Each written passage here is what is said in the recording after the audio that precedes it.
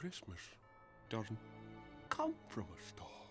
Maybe Christmas doesn't come from a store? It's the Grinch! Welcome back to another episode of Through the Lens with your favorite trauma coach and elf, Ashley. Today's trip, strap yourself in. We are covering the Grinch. And did he steal Christmas or did he actually save Christmas?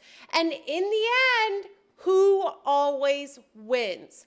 Thank you so much for tuning in today. As always, make sure to like, subscribe, turn on your notifications so that you can make sure to be on top of all the upcoming Through the Lens episodes. Oh my gosh, The Grinch, I'm so excited. So I just rewatched The Grinch for the first time in years the other day, and I've been through a lot of transformation myself, and I totally saw The Grinch from a completely different lens.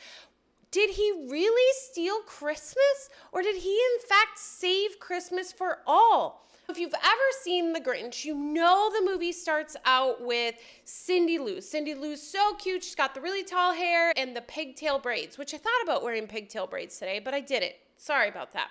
There's people buying all these presents in Whoville, that is where they live, and she asked her dad, isn't this a little bit much? She's stacked with presents to the top.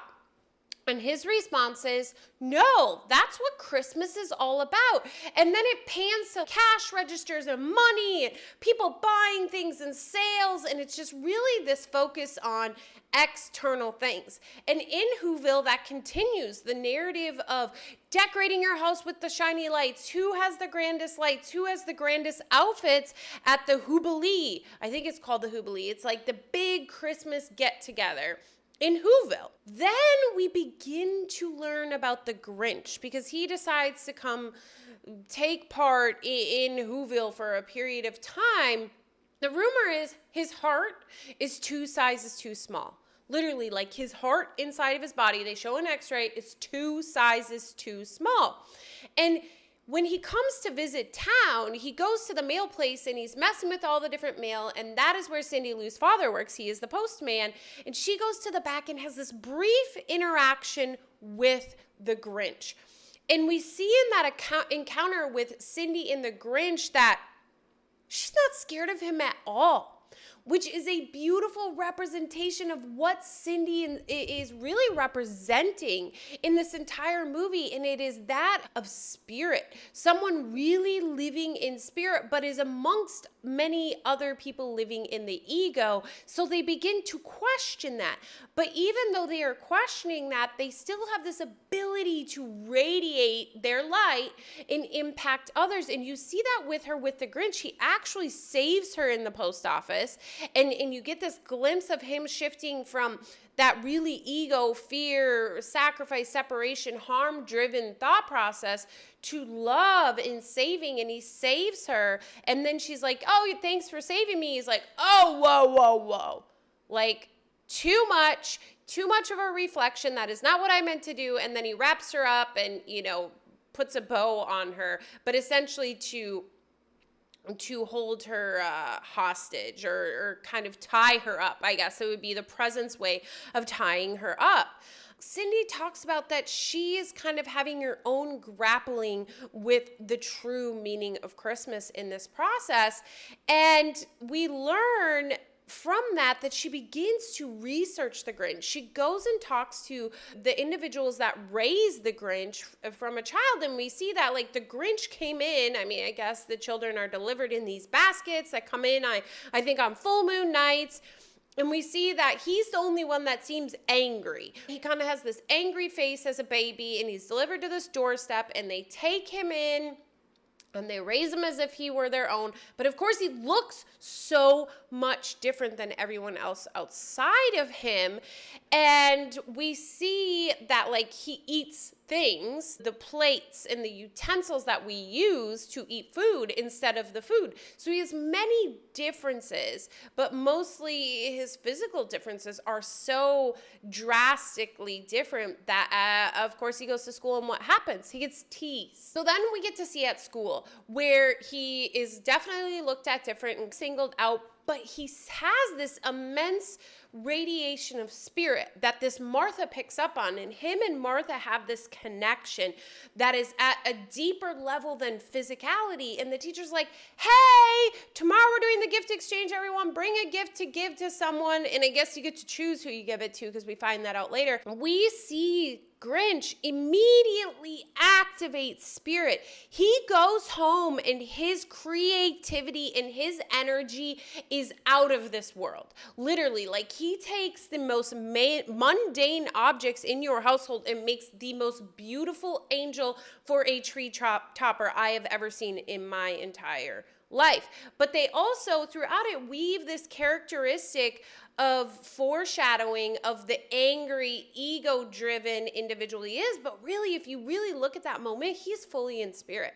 He is 100% understanding that it has nothing to do about the way he looks or what's outside of him, and it has everything to do with the drive and the spirit and the love that he has within. But then we see him get sucked into the ego. After he creates this angel, he realizes, oh my gosh, I still look the same. Is Martha going to accept this from me in the manner I want her to? And we see him whip out a shaver because one of the main things at school that he is teased about is having a full-grown beard and being a child. And we don't really see what happens until we get to school and the teacher has everybody handed out their presents and he pops out of all of these clothing and he has a bag over his head. And the teacher's like, take off the bag. And we go through these multiple layers and we finally see his face. Mind you, he was holding this absolutely miraculous angel that he had created well in spirit, which is super beautiful that he created an angel topper. And you will notice, maybe this is an Easter egg. I'm not really familiar with Easter eggs in movies, but all of the Whoville trees have stars on top.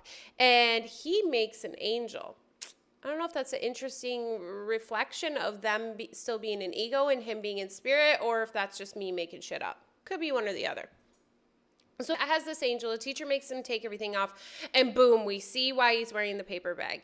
He did a hack job of shaving, I believe. I don't shave my face, I've shaved my legs and cut them before, and you take a little tiny piece of Kleenex and you stick it to it and you kind of like clot the blood. Well, he's got them all over his face. And of course, what happens? Everybody starts laughing, including the teacher. And this was like the straw that broke the camel's back. This was really the moment that every sort of inkling the Grinch had about, should I live in spirit, or is it actually really about the external things? Which is more important? He jumped to the ego. The ego felt the most comfortable because he could no longer filter that attack through his spirit lens and fully saw it as attack and immediately attacked back. And we see that throughout the movie, his projection of, I hate you, you are awful, I can't hear your Christmas stuff. It's because of really what the internal dialogue he has going on is that he's fighting off spirit so much because he was a child just filled with immense spirit. Like I think we all are when we get here, and then in society's just like on your spirit and places you into the place of the ego, which is all about shiny objects and illusionary things. So then in that moment, he denies his spirit. He fully enters the place of the ego and he runs off. I mean, mind you, he's a child. He runs off into this mountain where he escapes to live forever alone, or with his dog Max, we see, which Max is so cute, and Max kind of nudges the Grinch back into spirit in moments.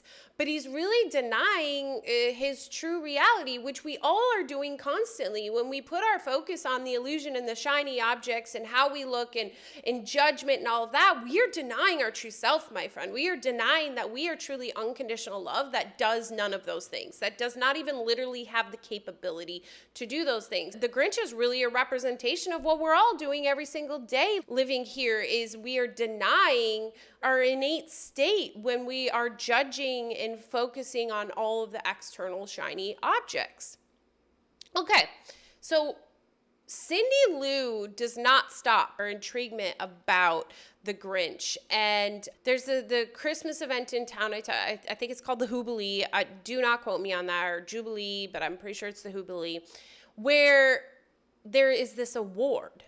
Essentially, the award is meant to be given to the one individual that is in need of the most Christmas spirit. Like, it needs that extra support. And of course, the mayor always gets it. I don't know why he always gets it, but he always does. He seems to always conquer. Again, I didn't mention this earlier, but the mayor was kind of in competition with the Grinch as a child, and the mayor liked Martha, and now the mayor and Martha are dating, and blah, yada, yada. You'll see how that plays out later. But essentially, the Cindy Lou is like, hey, I nominate the Grinch. And the mayor's like, oh my gosh, what? The Grinch can't come down to Christmas. He will ruin Christmas. They have created such parameters to ensure that the Grinch does not come down to their town because he will ruin Christmas. They truly believe that what the Grinch carries will catastrophize their entire Christmas experience. But is that really the case, or does the Grinch actually save Christmas? We will still find out. Cindy Lou nominates the Grinch. The mayor tries to not allow the Grinch to be nominated, but ultimately he can't find a way. So they all just play on the ploy that the Grinch isn't going to show up for this award, which is very interesting because earlier the Grinch, when he first comes to visit town and leaves, he makes this random statement while he's in the tube, and he says, there has to be another way, or essentially says words that insinuate that. And here, shortly after, we see Cindy show up to provide another way for the Grinch. And what I've noticed in my life is anytime my back is really against the wall and I get to that place of full surrender and just trust is when exactly what I've been seeking always shows up. Exactly the person I need to see, what I need to hear, the experience I need to experience, the forgiveness I need to have, whatever it is. When I really get to that state of there has got to be another way is when another way shows up, because that's when I stop messing with things. That's when I really sit back and become the observer instead of trying to be the creator. That's really what the Grinch had said. He had said that on his way back from town. It was like, there's got to be another way. And then poof, the spirit is utilizing Cindy as a vessel to bring the Grinch the other way he has been seeking. And that is the beautiful thing, my friend, is spirit works through all of us. Oftentimes we feel like you've got to hear the voice of spirit or see symbols, but just in our conversations with one another, the spirit is speaking to you because we all are one, we all are spirit. And it just so happens in the movie The Grinch, Cindy Lou is used to be that vessel not only for the Grinch, but pretty like everyone who lives in Whoville.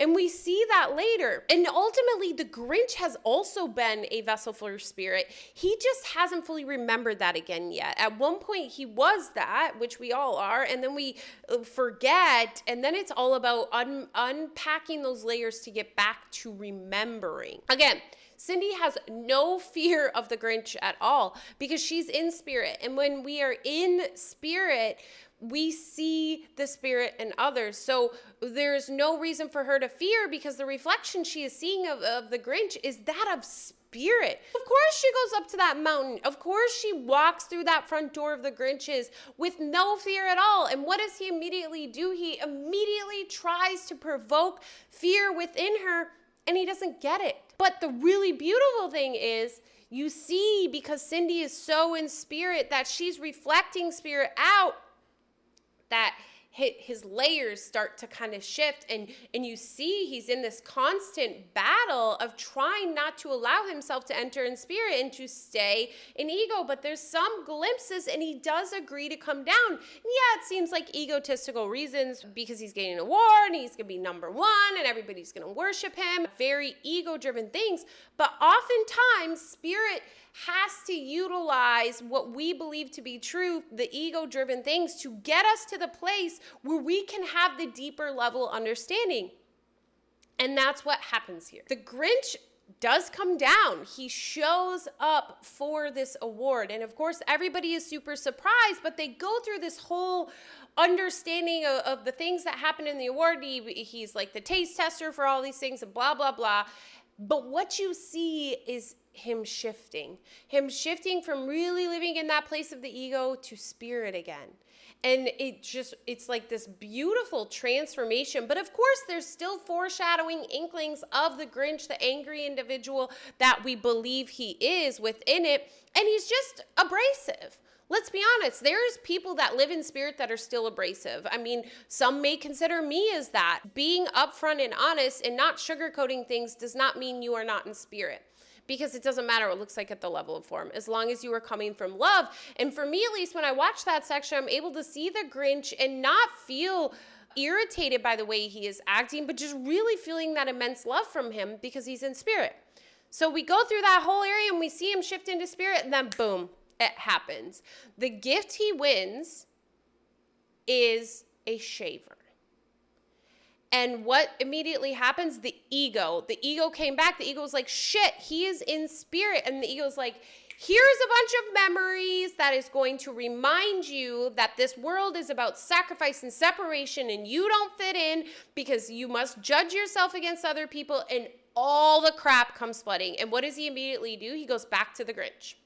He gets the heck out of there. He starts ruining stuff. He gets back to his mountain, and he immediately is plotting on how he can ruin their Christmas. Because again, they took him back on that duality roller coaster, and it is their fault. He never wanted to glimpse spirit. He was just fine up there by himself. He had his own schedule, and then all of a sudden, he had this opportunity, but it is so painful to enter back into the ego that we are so used to being in the darkness that instead of being, oh, wait, go back to the light, we usually are like, more darkness, more darkness. That's why when we're sad or angry, we love to listen to music that is angry and sad, because it's like picking a scab that's trying to heal. We're just itching it and itching it and itching it. Yes, it feels better. Instead of where you could have been like, no, this is what is truth, is spirit, and this doesn't matter. Look, I'm loved right now because I am loving myself, and Cindy loves me. I mean, we literally do that constantly. That is how the ego tends to pull you out of spirit. I think always does, is brings up past memories. If you always lived fully in the present moment, you would never be embarrassed. You would never feel judged. You would never any of those things, because in fact, there is no ability to do that in the present moment.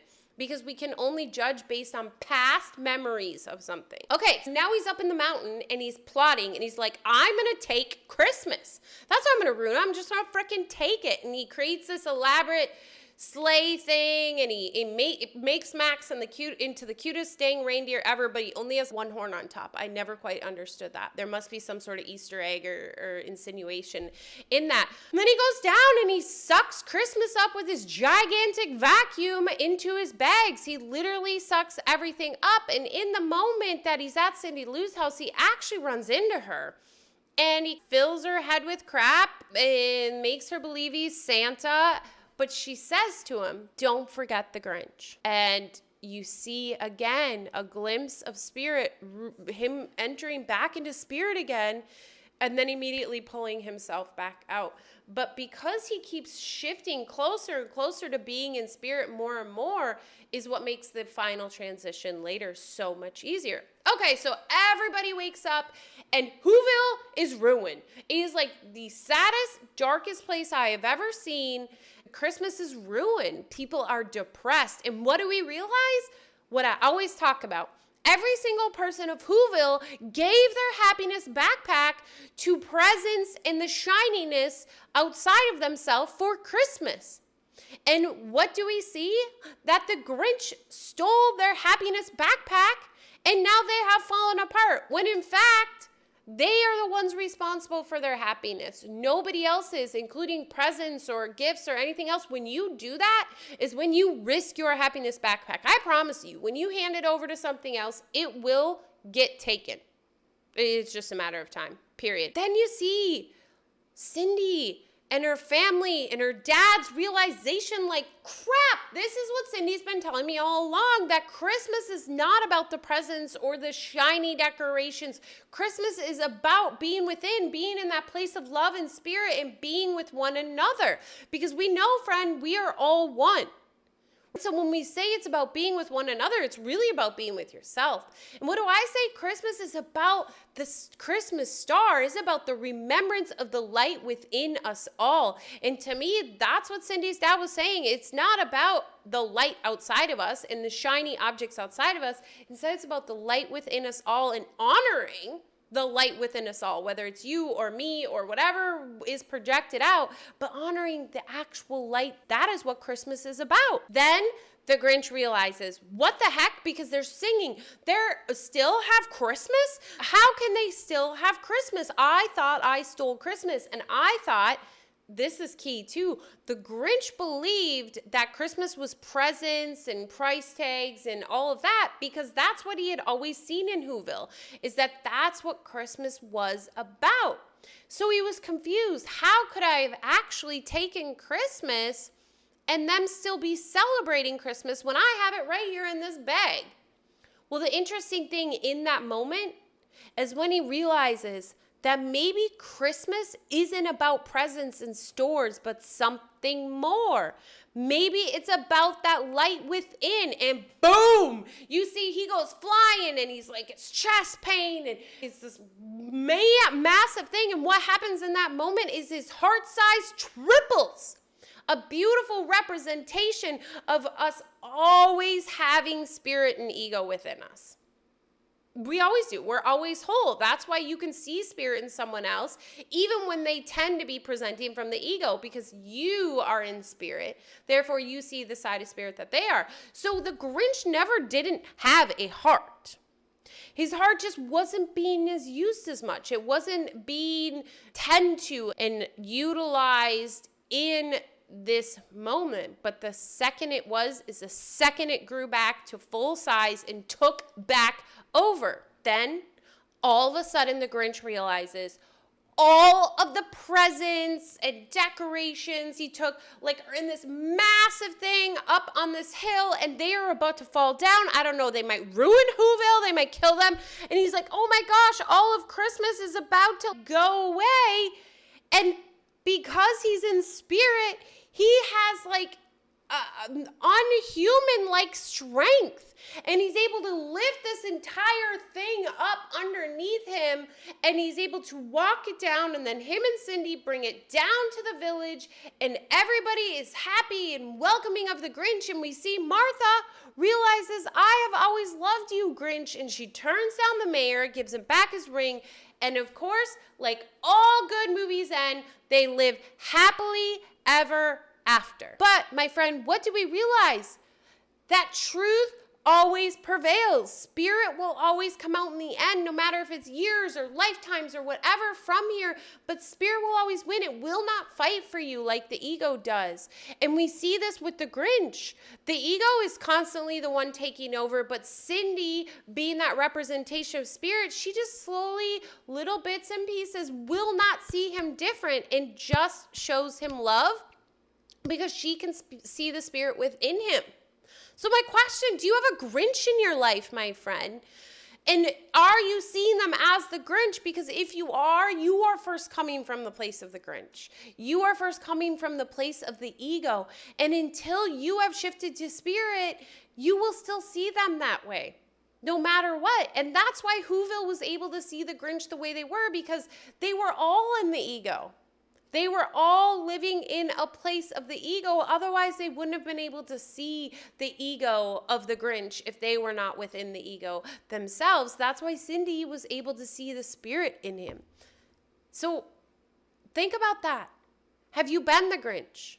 Do you know the Grinch? How often do we misjudge someone? First of all, judgment alone is always a misjudgment, because it's always through your own perception. So just showing up in spirit this holiday season and allowing people to be what they are and to see the light within them, my friend, is the purpose this season. It is not about the presents. Yeah, they're fun. Go ahead, keep doing them. It is not about the shiny decorations. Instead, it's about seeing the shininess within us all and loving us all for it and really being in that place of spirit.